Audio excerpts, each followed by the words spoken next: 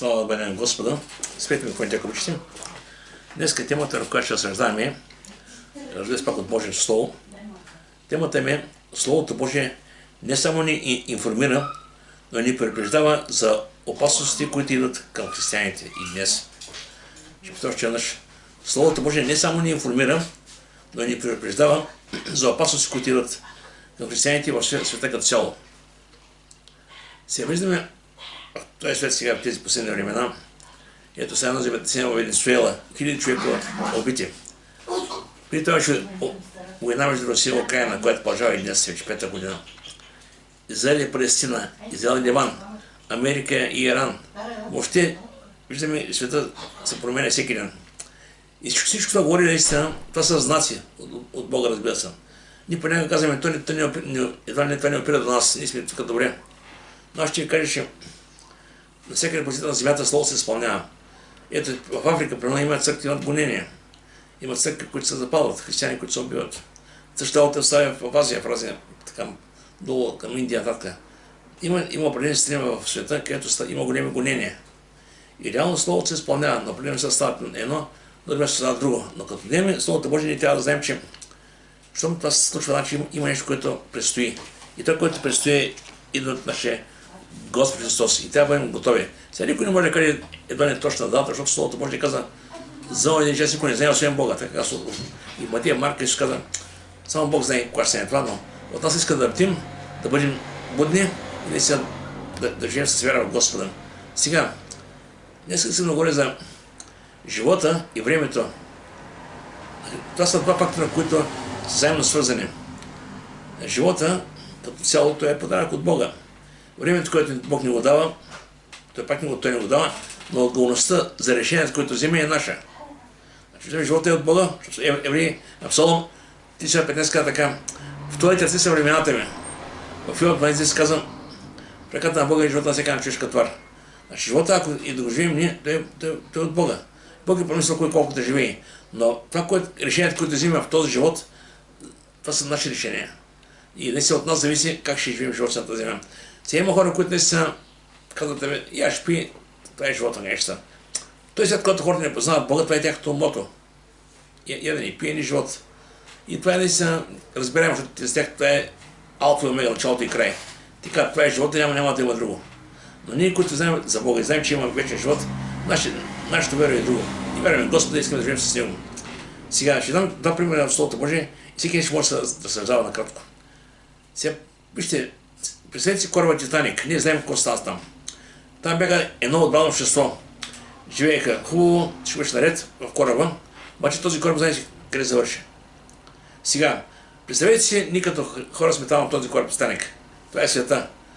Света бавно и славно върви към своя край. Знаем, че край наближава. Сега какво правят? Има определени хора, казват така. Света си отива, дайте да живеем, това е живота ни. Има други хора, които просто примиряват със състояние. Да има и трета група хора, които търсят спасение. И въпросът е ние като християни.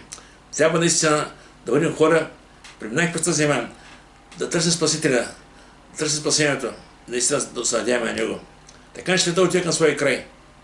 Но въпросът е какво ще стане с нас самите. Защото много ще прочета стихове за това, което говоря. Евреи, извинете, Йоанна 12:25, Исус като се думи на нашия Господ каза така, който обича живота си, ще го загубим, а който мази живота си на този свят, ще го запази вечен живот. Виждате тук Словото Божие, какво трябва нещо отношение към този свят. Казвам, този свят на нас не трябва. Самия апостол Павел каза, всичко ще се измет само Христа да придобие. Пред човека стои дилемата, какво да изберем, Христос или света. Това е дилемата. И сега въпросът е, никой се избрали Христос, вече наистина трябва да ми ясно разберем. Какво правим това време, което Бог ни го дава? Какво го правим? Защото има хора, които казват, аз съм спасен, аз съм новороден и вече живея. Това е като някакъв венец и чакаме, че да дойде Господ да вземе. Обаче разбира, това е погрешна представа за спасението като цяло. Ще кажа, защото представете си, ако апостолите, които бяха с Христос, чуха благата вест, последваха Христос и тръгнаха след Него. Когато Исус се отрие, знаете, имаше големи катаклизми там.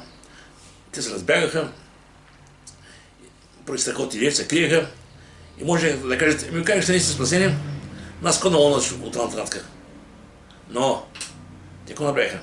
За живота си, повечето от тях, Яков го задвиха, се убиха с камъни и повечето от тях умреха мъченически. Но никой от тях не спря да върви по този път. Искам да кажа, християнството не е еднократен акт. Някой пита, ти спасен ли си? Да, спасен съм, обаче какво става след това? Спасеният човек не стои, просто не стои на някаква спирка. Той се движи напред. Словото Божие казва, растете в познанието на Господа Христа. Значи християнството е път, в който трябва да вървим. Не е опасно Словото Божие, Евреи 26 така, търсете мир с всички и оно освещение без което кидаме Господа. Освещението това е пътя на промяна. И сега, другия пример, който искам да ви дам. Всички ще виждали старите филми Пясъчен часовник. Там е пълни са определен пясък и по някъде изча един час и после връщат обратно. И така вече разбират колко дълго е времето. Представете си, това е твой живот. Виждаш как изтича и не правиш нищо. И времето се попилява. Да, спасен си добре. Ама Словото Божие, както много брат Руса Мори каза така, изкупайте благовремието, защото дните са лоши. Значи, понякога не чакаме да е специално време за нещо велико. Няма да такова време. Погледнете на 50-ница, а после ти, докато бяха там самия в стаята, изведнъж дойде духа и започва с по-добре да проповядват. Изведнъж се разкри по стиха. И докато бяха заедно там, заедно едяха, заедно пребъдаха, беше идеално. Те можеха да изкарат цял живот, там на трапезата. Носиха храна, всеки събдяваше, всичко беше общо. Едно не, това беше страхотно. Обаче, дали това беше Божията воля? Божията воля беше това, което те получиха да го предадат на другите. Християнството никога не започне да свърши с себе. Ти може да бъдеш един промонник, чрез който да продължава Бог. Но после ти какво правиш? Ти Словото Божие казва, ви си храм на Бога. Вика, вече и си свои си. Значи вече като Божии деца не има отговорността. Какво правим с това, което Бог е поставил в нас? Не пак казва Словото Божие, сол и светлина. На кого светиш? На кого си сол? Така че виждаме, наистина има развитие в тези неща. Сега, това, което Бог се от нас, вижте, целта на Бог е да примирява хората със себе си. Самото да примирява, това е нагоре да думавище. В този свят хората живеят и се примиряват с това, казват, така е била Русията, това е света, в който живеем, това е живота, почне няма нищо. Това е, което е, хапаш си, пиваш си и създаваш семейство, определени блага, живееш някакъв живот и в един момент и до къде си и кажеш, това е живота. Хората се примиряват с това. Обаче Бог иска хората да се примирят с Него. И това става само чрез Христос, чрез никой друг. Не чрез религия, не чрез ритуали, само чрез Христос. В Словото Божие каза, Коринтияни каза така, Петър 18. А всичко от Бога, който ни примири с себе си, чрез Христа и даде нас своето примирение. Виждаме, че ние сме в момента примирени с Бога, но имаме вече следствие. Чрез нас хората трябва да разберат този, в когото ние вярваме. Какво значи примирение? Вижте, преди да приемем Бога, всеки от нас е бил бунтовник на Бога, понеже живел грях. След това хора са грешни. Не сме били такива. Но идвайки при Бога, вече Бог чрез Христос ни примирява със себе си. И знаете, някаква така правилна демонстрация. Исус взима ръката на грешника, взима Божията ръка и става в едно. И казва, татко, аз се бях и заради него. Това е много една иллюстрация. Не че така точно така става, но просто че Христос, чрез Христос ние имаме достъп до небето, така както Словото Божие писание. Така че, идвайки при Бога, се примиряваме с Бога. Обаче сега, хората, които минават Бога, се примиряват с това е живота. Никой това не е Бога, се примиряваме с Бога. Това е вече разликата. Но Божията воля е всеки един човек, който е получил от Бога възможност да живее на тази земя, да потърси Него и да бъде спасен. Защото и света, който живеем, който сме поставили някакво малко така, това не е нашето място. Това е място, през което преминаваме. Самия Петър каза Словото Божие, уважаеми, живейте като пришелци и чужденци на този свят, въззимени каза. Хора, които преминават, се минават. Не знаем къде е нашето гражданство, това е небесата. Но тук каза специално за отношението да трябва към този свят. Първи на 2 глава, 15-17 каза така. Не любете света. Тук става дума не за хората, тук става дума за духа на този свят. Ще там, ако любим някой света, в него няма любов към Отца. Защото е света, погота на плътта, пожеланието на очите, ще ставят на живота не от Отца, но от света. Света преминава и похотите, а който върши Божията воля, пребъдва до века. Значи това е избор. Какво избереш? Да тренеш с вяра в Господа или да гледаш този свет, да живееш, да бъдеш подобен на света. Света се промени един ден. Човекът направи избор. Преди много години, когато бях музикант, имах един приятел, колега, Печо, казва се Печо, среща на Йоника. Аз бях на китара, имаме и певица, така бях оркестър. И той специално той ме познал, когато бях преди в света, знаме когато повярва в Бога. И той се ми много път съм говорил за него и така, Фари, аз вярвам, че ти вярваш в Бога. Аз като виждам къде беше към страна. Обаче аз казвам, моето е такова. Той обича така по-малко ракика, така, угадаш салатката, скарата, просто обичаш така по-такъв живот, неглижиран. Аз каза, искам да живея както аз знам кадата земя, а нека те при него каза, ще видим какво ще правим. Той ще кажа тогава. Виж, колко интересна мота. Викам, вижте, брате, разбираш, че живота, който Бог ти го дава, той не ти го дава просто да го живеш както искаш ти. Той има промисъл за тебе. И промисъл тесния път. Няма как да ходиш на широкия път и да чакаш дните. И така той не прие нещата, преди 2 години чух, че почнал. Сега не знам какво става с него. Си да кажа, че всеки в живота си има време, в което чува за Бога. Въпросът е какво прави с тази вест, зависи от него. Евреи 3.15 казва така, ако днес чуете гласа му, не закоревявайте сърцата си. Или не се прави, че не го чувате, се прави, че не го разбирате. Не е правилно, когато се говориш така, който имаше нека слуша, каза, който имаше едно, винаги повтаря Исус. Защо така говорите тези хора, не са плохи там? Не. Те слушаха, ама не разбираха това, което говори той. И много тези хора реално само слушаха, че някой нещо говори. Но ако те разбираха това, което говори, се тачи да почнат да го седат. Че важно е, вижте, човек е Божия стол. Да го приеми и да опитаме наистина да кажем, Господи, промени ме. Аз сам не мога. Промени ме, помогни ме наистина. И това е нещо, което е важно сега. Когато говоря за света, вижте, ще ви кажа защо. Така си наказах и пак ще кажа. Всички като лица, аз предлагам тя, съм ходил на куклен театър. И винаги като там отидем целия клас, като малки деца, и сме се възхищавали, отпред на сцената има кукли. За завеста има някой, който движи куклите и който говори вместо куклите. Ние за завеста не виждаме какво става, не виждаме само куклите. И тези кукли играят определена сценка. Стара, впляскаме и се свършвам. И когато разбрах това слово, така ме дойде така, асоциация. Сега, не виждаме реалността тази с нашите очи, които виждаме. Ето власти, управители, хора, които не познават Господа, и живеят в нечестие. И казваме, а той е такъв. Чакай. Ние очакваме промяната дори от човека. Няма да е промяната от човека, разбирате ме. Без как се казва, дали е Иван, дали Драган, дали промяната е да само от Бога. Казва, лоши хора няма, лоши господари. Сега дали ще смени един с другия, този, който движи конците, той е същия.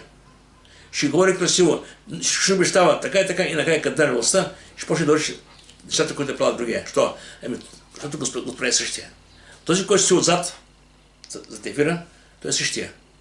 И той знае как да говори, знае как да изкушава хората, знае как да обещава. Не си забеляза покрай изборите. Толкова много, всеки обещава само хубави неща. Цветя рози. И като паднат в парламента, всички забравят какво са говорили. Що? Вече Господарят трябва да меса нещата. Така че, ще кажа, защо е важно тези неща, които ти говори. Вижте, кой е Господаря?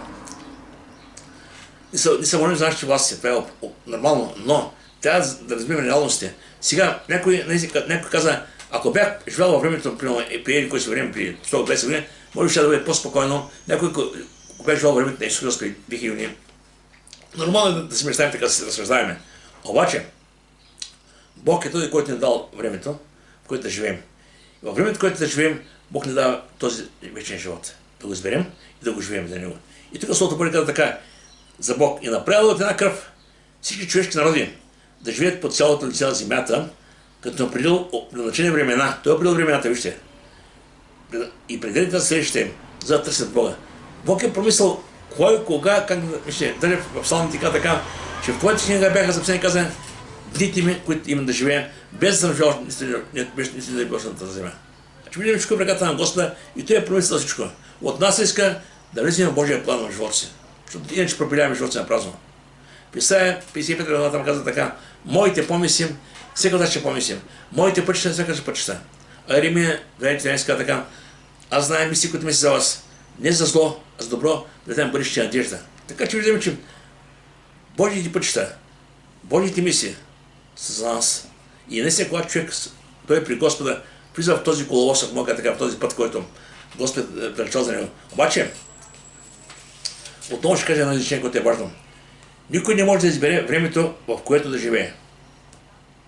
Но всеки е отговорен за решенията, които взема в живота си.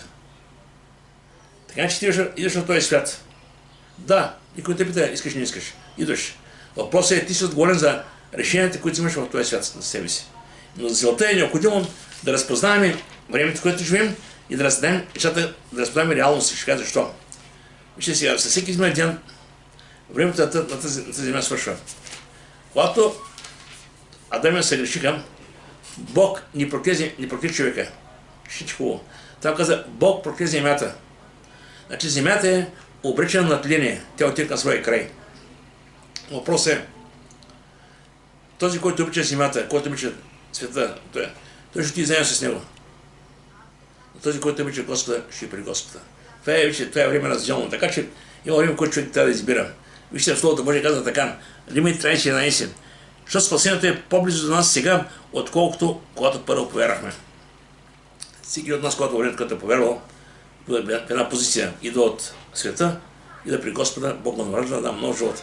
И всеки изминал ден вече идва времето, в което ще отидем по-близко до Него, се приближаваме към Него. И аз много пъти, като кажа така, даже една сестра беше се разсъдила в църквата. Всяка нова година казвам накрая към с една година си по-близко до Бога. И те казвам, брат, пари, не сме чак толкова стари. Викам, чакай. Аз не говоря стари и млади. С всяка изминалата година времето на тази земя свършва и до време, когато Бог ще дойде. Те казвам, да, сега осъзнах. Аз не виждам никого стари и млади. Сега кажа, с всяка изминалата година се приближаваме все по-близо и по-близо до Бога, защото време завършва. И въпросът е, казва Словото Божие, казва, спасението е по-близо днес, сега. И реалността каква е, вижте, живеем на тази земя. Много пъти, рядко го разберем, но това е важно да разберем. Да реалността е такава, когато в този свят има физически свят, има и духовен свят. И нашата борба не е с хората. Понякога ние имаме някакви настроения против някакви хора, примерно, които не харесват. Но това не е нормално. Аз така много пъти, лоши хора няма. Лош е господарем. Аз също виждал хора, които са били в едната крайност. Наркомании, проститутки, сводници, да. Хора, които са отидат в обществото. Идейки при Господа, виждаш как се променят. Променят се. И стават нормални хора. Какво го прави? Човек ли? Не. Това го прави Бог. Някой ти фари как го направи това. Не, аз не го прави това. Той прави. И тук Словото Божие казва така, да разпознаем времената, виж казва така. Защото нашата борба не е срещу кръв и плът, не е срещу човека. Но срещу началствата, срещу властите, срещу естеството управители на тая тъмнота, срещу духовните сили на честието в небесните места. Но сега разбира се, някой казва, как ще воювам сега с нещо, което не виждам. От тебе си иска да воюваш някого. Все в ръката на Господа, Бог ще воюва за тебе. Словото Божие казва, стойте твърдо вярата, този, който наистина ще прави нещата, това е нашия Бог. Имаше при една стрижка, няма забравям, още чолка от пера Бога. Те казват така, аз казах, всеки съм казал, имаше една турска дума окла, това е една сопа, дето правят питките. Аз казвам, така сопата каза, ставам като врата и гоня кажа дявола и беше възторжена. Викам си на въпроса, викам, колко гони тази жена? Колко гони? Те така мисли, че прави нещо. Но вижте Словото Божие така, съпротивете се нему, стоейки твърди в вярата. Това е начина. Служа в Господа, какво да такова в ума ти имаш Словото Божие. Стой си в вярата, вярвай в това, което Бог каза. Сега, дявола може да казва много неща, особено когато човек е в страдание. И да може да каже, нали си Божие дете, нали си Божие син, нали си Божие син, защото това е върху тебе, къде е той Бог? И ред такива подобни въпроси. Няма да притураш с този, който говори. Ти кажи, аз съм Божие дете. Бог е моя баща. Ще преката на Господа. И се занимай си го друг където. Защото, знаете, когато човек почне да прелетува с този, който говорим, ще се получи подобно на Адам и Ева. Ева, какво направи? Помните ли? Така ли каза Бог, ли каза Бог и накрая? Ева се греши. Искам да кажа, че дявол е толкова хитър, че знае как да муте човека. Но от нас иска да стоим твърди във вярата. Сега има хора, които не познават реалността. Казват, сега дявол под масата, дявол тук под краката ми, завързвам го, чакай. Това са несериозни неща. Няма нас кой да воим никого. Нас иска да стоим твърди във вярата, ние си Божии деца. В Колосяни 3 Словото Божие казва така, животът ви е скрит с Христа в Бога. Какво говорим повече? Ние сме на най-силното място сега. Словото Божие казва, че княза на този свят Сатана, княза на този свят сега. Искам да кажа някои неща. Евреи, Йоанна 14, Исус каза, иде княза на този свят. Това говори за Сатана. Иде как делате. А за нас, Словото Божие казва така в 1 Йоанна 5:19. Разбираме реално каква е. Знаем, че ние сме от Бога и целият свят лежи в лукавия. Сега, тогава, ако целият лежи в лукавия, ние сме Бога, къде е нашата защита? Нашата защита е в Бога. Няма нищо общо с този свят. С духа на този свят. Да, може да има изкушение. Знаете, преди имаше една картина на един учебник. И много интересно. Дяволът, тъй като не може да прави нищо на тебе, си може и тя. Знаете сега, той стои в една клетка. Тази клетка не може да е намка. Но тази клетка е толкова широка, че човек може да влезе вътре. И той от те съблазнява хората, изкушава и те влизат при него и тогава става проблема. Така и днес. Бог е в нас. Когато Бог е в тебе, сядже в тебе, кой е този, който може да изкушава, да победи? Няма такава сила. Така че, ако Бог е с нас, Духът е в нас, не се притеснявайте с това, което някой шип нещо отвънка. Сега, в Словото Божие някой каза добре, някой каза така, брат Парен, разбирам така, който върши силно, наистина, ако е вярно толкова, защо толкова много хора не вярват? Ще кажа защо вижте. Словото Божие каза защо не вярват. Има причина. И причината е, човека, че е допуснал дявола да омотае ума му. И ти му говори, аз имам така много приятели, като излизам често има една магазин, човек там си пия едно кафе и минават хора и говори за Бога. И много често, говорим с тях, ти знаеш, пастор, уважават ме, обаче в един минути сега. Говорите, да, прав си, и след тези минута пак продължат своите далебери, своите интриги, сигурно ще си казал. Не осъзнават, това са думи на живот. И коя е причината, вече каза сега. Но ако благовестието, което проповядаме, е покрито, то е покрито за тия, които погиват. Покрито е казано. За тези невярващи, чието Бога на този свят е зазипил, да не ги оздаде светлината от славното благовестие на Христа, който е образ на Бога. Сега дума има един, който работи там в ума на тези невярващи и те не могат да разбират. Ти друго му говори, той се послал пред тебе шлема и край. Да, и след малко пак е същия. Но въпреки това няма да отказваме, ще продължаваме. В финал 10 така, край се идва да откамне, заколи и да погуби. А Исус каза, аз дойдох да имате живот и той е изобилен. Виждаме разликата си, контраста. Дявол е да откамне, заколи и да погуби. Това е неговата цел. А Исус каза да дойде да спасе. И понякога трябва да разберем ясно, когато вършим неща, които са в този свят, кое не мотивира? Емоцията, чувствата, изкушенията или от Бога? Вижте сега, Словото Божие казва така, благодат и мир да бъде на вас от Бога Отца и от нашия Господ Христос, който даде себе си за нашите грехове, за да ни избави от настоящия човек. Да ни избави. Сега думам, ако Божията воля е и да бъде избавени, то тогава защо трябва да се приличаме? Аз съм винаги да ставам срещу проповедници, които говорят прекалено успешен живот в този свят. Да искам повече от този свят. Да искам да бъдем успешни, да им благоуспяваш, преуспяваш. Чакай. Бог няма сега никого. Обаче въпросът е така. Помните, богатия човек има всичко. Дори каза, Господи, учи в благия, какво трябва да почеш живота? Той му каза, пъй заповедите. Той каза, аз те заповеди падат на съсим. Едно и ти усилия каза, продай що имаш, раздай бенти и ще имаш съкръща на небето. На Исус не му трябваше богатство, на Исус му трябваше сърцето. Този човек беше припрен към богатството си. Какво правите? Обърна се и се тръгна. Наистина е важно, наистина да бива. Не трябва да допуска на света да става тук. Греха да се работи, Исус трябва да бъде поканен в нашето сърце. Слава да бъдем Господ. Сега, Богът на този свет е страна, но сега идва въпроса, кой е над тези хора, които са горе? Това е въпрос, ще кажа защо. Понякога сега ние казваме, еди кой си име, той ще спаси България. После казваме, еди кой ще спаси България и виждаме, че идва един другия, с него идват трети, пети, положението е същото. Що ли? Защото Господар е горе един. Този, който е Господар, той е същия, той не се е променил. Вижте, жена се пример. В притче 29, преди стих, говори за много неща. Казва така, втори стих. Когато правилници са власт, народът се радва, народът благоденства. После така, а когато нечестивият е началства, народът стене. Сега мога да кажа определено. По време на управлението на даден човек, народът какво прави? Радва ли се или стене? Ако стене, разбира какво става. Ако се радва, слава Бъде на Господ, значи нещо има. Разбирате какво значи, ще им кажа? Важно е този, който е Бог е поставил, да се молим, да се обърне към Господа, да има богобоязан, да има страхопочитание. Целта не е да сочим с пръст достата за кода. Нека да се молим за тези хора, които са на високо, Бог да ги срещне. Така че наистина да има променени хора, както Давид беше цар. Соломон беше цар, Исаак беше цар. Успешен царе. Имаше такива, които не бяха успешни. Но като цяло, трябва да знаем, че наистина хората, които са на високо, да се молим за тях. Те имат много изкушения, имат много неща, които може би да почват от нас, но не се молим Бог да ги разумява, да им дава мъдрост да ръководят държавата и да към добро. Вижте сега в притча 29.7 казва така: праведният го е грижа за съдбата на бедните, а нещивият не иска да я знае. Колко е интересно. Праведният го грижа, казва сега, но този, който е добър принцип, който е Божий човек, той го вълнува какво става с хората. Не само с този, който е богат и бизнесмен, а този, който е социално слабия там. И наистина това е много важно, ще ви кажа защо. Съществено човека не трябва да е прилепен от този свят.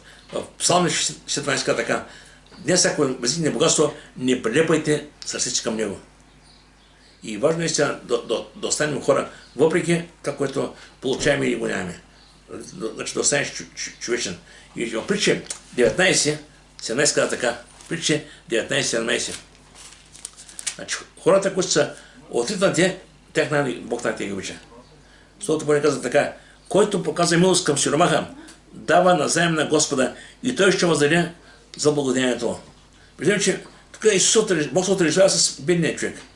И когато може да ни бедняк, един, който там рови в казаните, един, който няма кой да иде, помагаш му, да.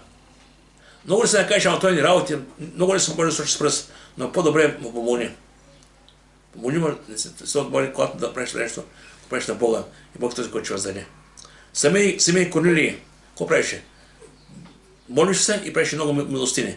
И ангелът каза: твоите милостини, молите се пред Бога за спомен.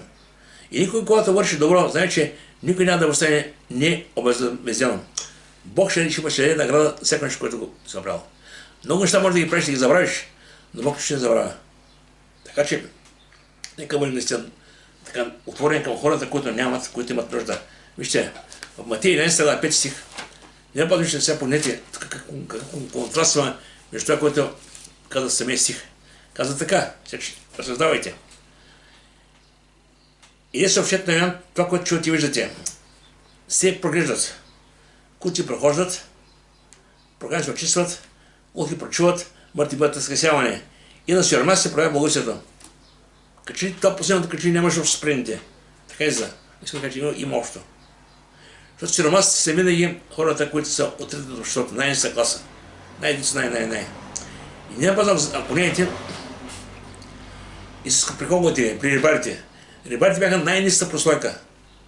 В Старото Божие деяние каза неграмотни науки. Това значи, че не могат да пишат. Само, че по интелект са неграмотни науки, как могат така. Но въпреки това, Бог при тях отиде. И тези хора, бивайки дали неграмотни науки, какво стана? Обърнаха света. И това е нашия Бог. Така че и Яков 2 глава 5 си каза така: какви сме ние, неговите деца, неговите, тези, които се повярват в него. Яков 2.5 каза така. Яков 2.5. Чуйте, любезни ми братя, да избрали Бог онези, които са сиромаси, светски неща, богати с вяра и наследници на староство, което е мечтал на тези, които го любят. Словото Божие каза: сиромаси светски неща, богати с вяра. Нашето богатство се измира с вярата в Бога, не с това, което притежаваме. Така че, наистина понякога има една пагична представа, че една, щом си успял успешен, трябва да си много духовен. Не. Духовността е нещо друго. Духовността се определя за това колко време се прекараш с Господа, взаимоотношенията от общението с Бога и с живота с Бога. Това е наистина, което наистина Словото ни учи. Вижте, нещо, което така приемал, че всеки сам ще избира доколкото продължава с Бога. Сега, Бог на сила никой няма да е в рая. Но Словото Божие казва така, че всеки има пред себе си избор. Избор е наистина нещо, което избираш и Бог и не зачита избора. Ще кажам тези неща, защото понякога чувам хора казват така: може ли богатия Бог, добрият Бог, да хвърли някой в ада? Едва ли е Бог именно. Вижте, Бог зачита волята на всеки човек. Когато човек избере Бога, се покаява и спасява, той ще бъде силно небето. Но когато човек отхвърля Бога, не иска да има работа с Бога, ние къде при Бога, ще кажа Бог, аз не те познавам, защото ти не му искаш. И Словото Божие каже, на тази земя е времето, в което избираме. Казва така, не знаете, че кому те предават себе си, като послушни слуги, слуги си на онзи, кому се покорявате, било на греха, което докарва смърт, и на отношението, което докарва живот. Питаме, че всеки сам избира неща, на кого се покорява. И Словото Божие казва, Матей 6:6, че има двама господари и не може да двамата. И човек трябва да направи своя разбор, на кого се да служим. Сега, днес чуем много хора казват така, времето е толкова динамично, силно, няма време за Бога. Даже вярващи и невярващи. Аз искам да кажа, че много хора нямат време за Бога, за църква, а Бог има време и за тях. Защото ако човек се отправя от чистената, това е подарък от Господа. Бедна, че не вярваш, не вярваш. Животът е подарък от Бога. В Екклесиастите 1 Словото Божие казва така, има време за всяко нещо и срок за всяка работа под небето. Има време, разбира се. А после човек трябва да се умява, да се поставя нещата по правилния начин. Сега вижте, Исаия 46 глава казва Словото Божие казва така. Исаия 46. Исаия 46 глава, извинявайте. Така, помните, приищи от древността, аз съм Бог и няма друг, аз съм Бог и няма подобен на мене. От началото аз изявам края, от ден мен не станете още неща, аз казвам наредно ще стои и ще извършиш, което ми е угодно. Сега, ако бъде си малко така по-малко философски, Бог е вечен Бог. За него няма минало, няма бъдеще. Всичко е днес сега. Сега, ако този Бог, който знае цялата картина, кани хората от при него. И когато дойдеш при него, вече проблемът е, че вече с утре от ден вече почва да изчезва. Защо? Защото се усаш неговата ръка. Той е този, който е промислил за утре и за другия, защото той е пред него. Така че да се мъчим сега на тази земя, да си правим списъци, ама сега трябва да правим това, трябва да правим това, да си правим хисап за много неща. Мога така, като. По-добре е, кажи, Господи, предоставям живота си на Тебе. Ти ми дай мъдрост. Кое как да наистина съпоставя живота си. И когато посрещна Господа, вярвай, че нещата наистина живот на място. Защото Бог е по-мъдър от нас, Бог е по-мъдър от нас и Бог знае наистина как да направи така, че да живот всяко на място. А относно света, който ще вижте в Словото Божие, чувал съм хора, които казват, добре, ако наистина има край, защо Бог бави края? Защо Бог ни идва веднага да вземе сега? Словото Божие казва така. 2 Петрова 3 глава. Господ не забавя това, което е мечтал. През както някой сметнат бавенето. Но заради вас търпи с дълго време, понеже не иска да погибнат някой, но иска да дадат на покаяние. Сега много пъти като християни наистина има хора, които седят в Словото Божие, казват, първо трябва да стане това, ние си правим наистина някаква схема. Преди което трябва да стане, кое се замисля, искам да кажа. По-добре стоите във вярата в Господа, защото Бог не може с схеми. Бог не може дори и няма да дава отговорност на никого, защо сега идва. Така че по-скоро стойте твърдо във вярата. И седете Словото Божие, живейте според това, което Словото Божие Бог иска от нас. Така че, защото някога сега трябва да е отстъплението, трябва да е антихрист, трябва да стане храма. Да, много неща има, които трябва да станат. Но Бог знае кога, къде, какво трябва да стане. От нас иска да стоим твърди във вярата. Преди време един пастор се беше скушил, беше дал точна дата за заграбването. Викам с този човек, какво прави този човек? И го пуснал в интернет така. И веднага почнаха да знаете какво стана, какви коментари. Такива работи са опасни работи. Няма дата. Няма така дата. Словото Божие каза, знам един, че сигурно знае, нито човешки си, нито ангели, само Бог знае. Така че няма какво да говорим как ще точно така казва. Така че от нас иска да си твърде вярата. А не минемо и ние, защото ако виждаме, то ще отидат, ще изчезне. И Бог е този, който е направил всичко. Той е първият и последния. И наистина от нас иска, оповайки на него, да решим на него. В Яна, открито на казва така, 1.8. Аз съм Алфа и Омега, казва Господ Бог, който е и който е бил и който е всемогъщия. Така, минало, настояще, бъдеще. Това е това. Така че няма какво да решим сега кой как ще стане. Вижте, в Словото Божие, Бог предупреждава, Словото Божие и в Псалмите предупреждава, и в Евреи има такова си, което много силен. Евреи 1 глава, 10-12 казва така. В началото ти, Господи, ще основал земята и тел на твоите ръце е небето. Те ще изчезнат, а ти ще пребъдеш. Да, те ще увихтият като дреха и като одежда ще ги свиеш и ти ще бъдат изменени. Но ти същият и твоите години няма да се свършат. Слава Бъде на Господа.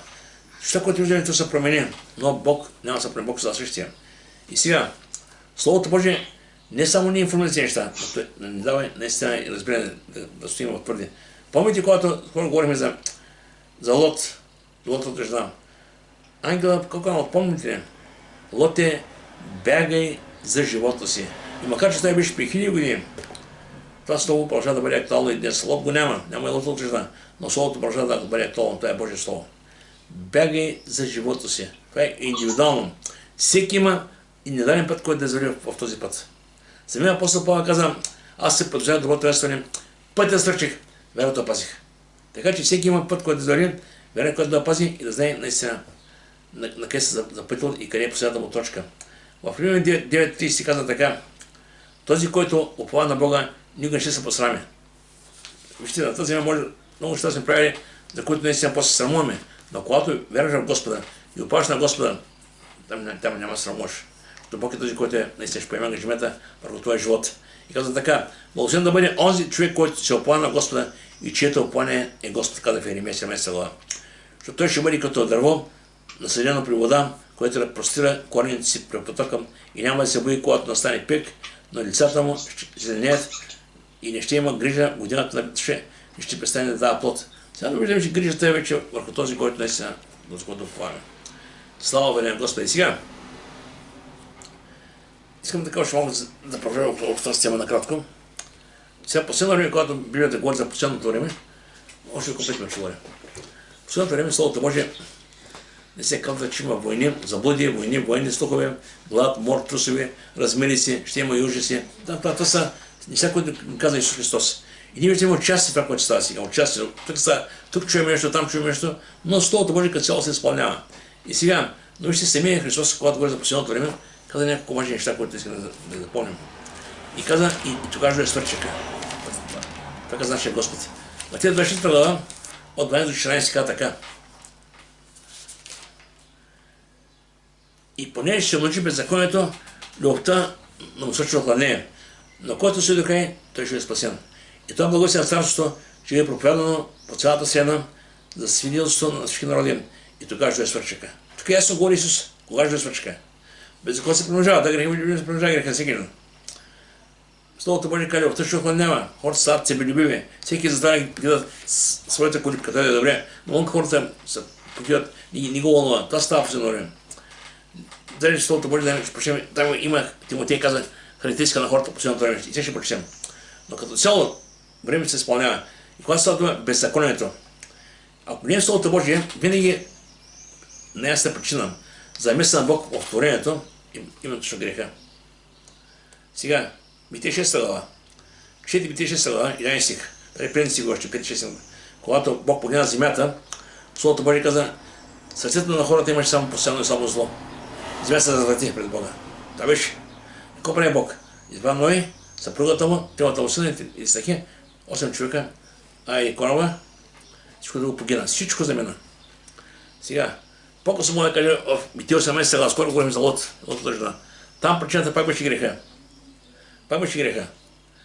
И какво стана? Содом и Гомор изчезнаха от картата. И да изчезне този свят, отново ще бъде причината греха. Бог не се е променил. Авакум 1:13 казва така, че Бог не може да гледа благословен на греха. Има ли грях, има ли беззаконие, сестрата е това. И казва така, те от начало съзнателно забравят, че чрез Божието Слово от начало има небе и земя, също ще взема водата и чрез водата. Но пак посредством тях тогавашния свят потъпил водата загина. Става за напред Ной. Така същото Слово, виж какво става сега. И днешните небе и земя са натрупани за огън. Виж какво става? Огън. Небето. Пазени за да има страшен съд и погибелта на всички човеци. Значи там в небето има нещо страшно, което се пази за света, които не вярват в Господа. И жалко е, в момента е благодатно време, в което говорим, време, в което не се каним хората, но за жалост много често не сещаме така отлик. Но Бог знае как ще ние ще продължаваме да говорим. И сега, Словото Божие каза, любовта ще окладнее. След това, че говорим любовта ще окладнее, това не е оправдание за нас. Ние трябва да още по-силно да обичаме Бога, въпреки това, което става. Още по-силно да обичаме ближните си. Дай Словото Божие каза, обичайте и неприятелите си, ближните, които ни гонят. На сега дума, така става света, ни трябва да прегръща на промен самите нас. любовта към Бога, любовта към ближните. А относно последното време, вижте, хората, които ще бъдат в този свят, ще казват от Словото Божие. А това значи, че последните дни ще настанат усилни времена, защото човеци ще бъдат себелюбиви, сърболюбиви, надменни, горделиви, колители, непокорни си, неблагодарни, нечестиви, без семейна обич, непримирими, клеветници, невъздържани, свирепи, неприятели на доброто, приятели на буйни надути, повече се строби от неблаголюбиви. Имаш вид на благочестие, но отречен от силата, също така се отстранява. Така стига, много голям. И много след това е носа. Има себелюбие, вече младите ще така непокорни си, младите така табе. Кой ще ми даш на момент? Пари ми дай, бе, как бъде си? Жал се така. Нашите съвети, като че оставите във въздуха, няма кой да ги чуи. Вижте, много път съм казал, съвета на майката на бащата, това са най-ценните неща в този свят. Защото ги дава човек, който обича, и дава човек, който е живял и минал по този път, който вървиш си. Но въпреки това, много често младите не чуят, не разбират, но се моля наистина Бог за милост. Но Словото Божие каза, който устои до край, той ще бъде спасен. Устояването е важно да. Да устоиш, значи да продължаваш да вярваш до край, въпреки това, което става с тебе и около тебе. Устояването, така, защото ние участваме в Христа, ако държим твърдо до край, получават се увереност. Твърдо до край. И сега, къде е ключа? Ключа е, Евреи казват, да не представяме да събираме все повече и повече, колкото денят наближава. Какво ще сега? Значи, това е начинът, по който може да устоим. Колко повече събираме заедно. Евреите си дали така.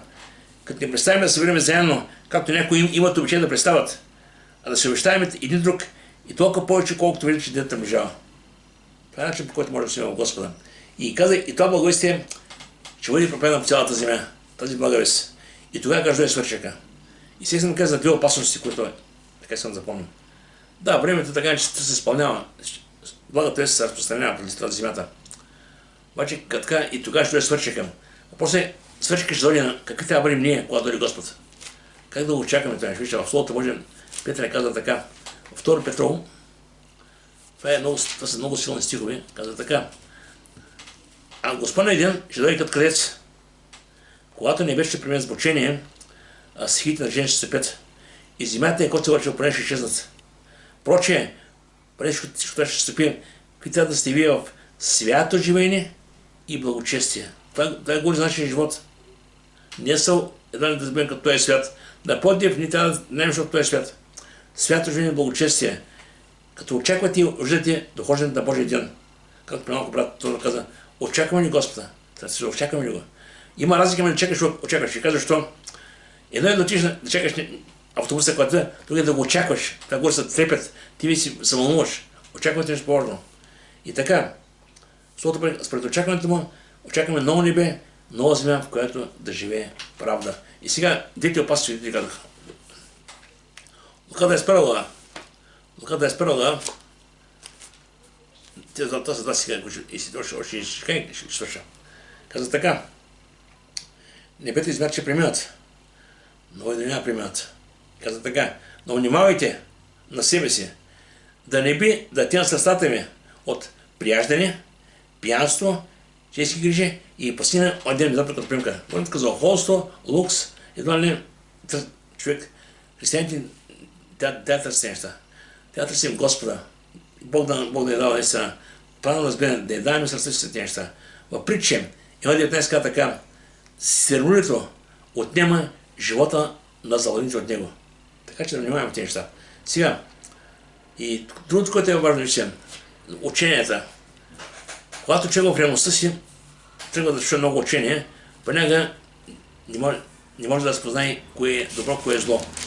И ще ви кажа, защо винаги имало такива проповедници, които са харизматични, симпатяги, винаги са така и имат такъв добър външен вид.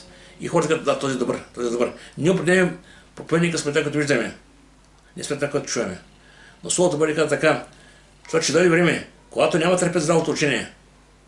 Но понеже се бъдат ушите, се бъдат ушите по своите страсти. И като отвърнат ушите си от истината, ще бъдат към басните. Това е страшно. Страшно е човек, ако след Господа се твера и понека нека остава едва не някой да развъдне Евангелието, някой да му говори хубави учения, басни, и много красиво. И краят е фатален, разбирате ме.